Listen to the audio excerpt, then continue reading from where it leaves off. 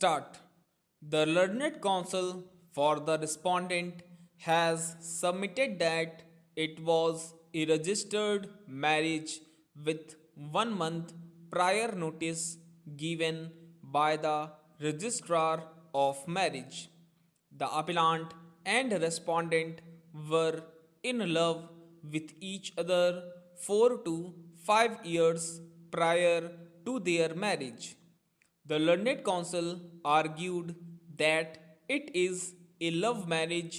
However, this fact was suppressed by the appellant from her father due to fear, and therefore she could not come and stay with the respondent oblique husband.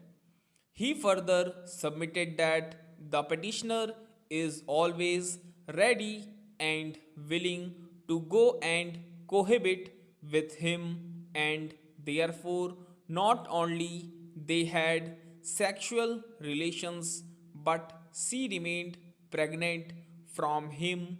However, she suffered miscarriage. The allegations of fraud are not sustainable.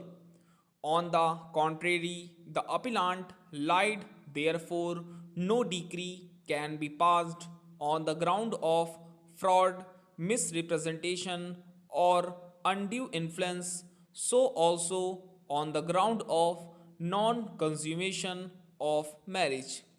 He submitted that the second appeal must fail on the point of substantial question of law.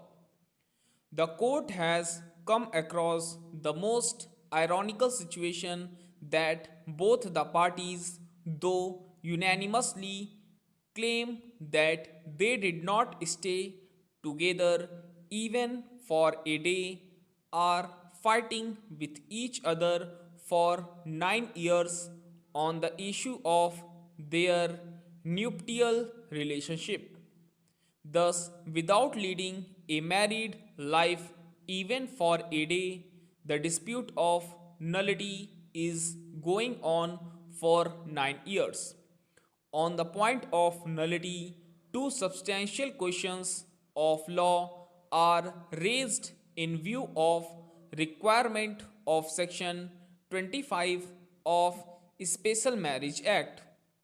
Section 24 of the Special Marriage Act is about marriages which are void ab initio, and Section 25 of on voidable marriages.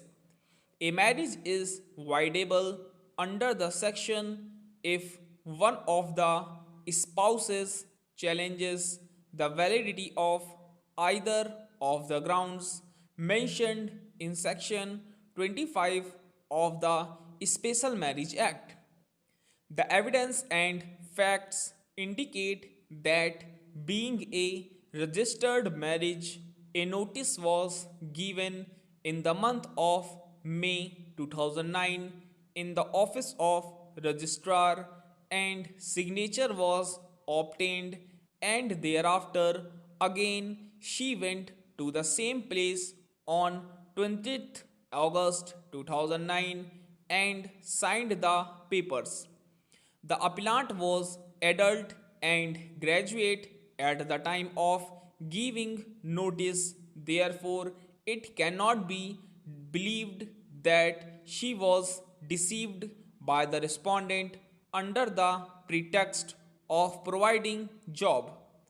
The first appellate court discussed the evidence of all the witnesses on the point of performance of registered marriage and rightly answered that the fact of fraud or undue influence by the respondent oblique husband is not proved. It can be safely gathered from the evidence that it was a conscious decision of two adults to marry. There was no fraud on the part of respondent oblique husband. Whether the wife intended to marry or not is immaterial. However, her consent was a conscious consent to marry him is proved. In some cases, the parties do not intend to marry each other, however, with knowledge they marry against their wishes and may give consent unwillingly, however, that consent cannot be said to be obtained with undue pressure or coercion. Stop.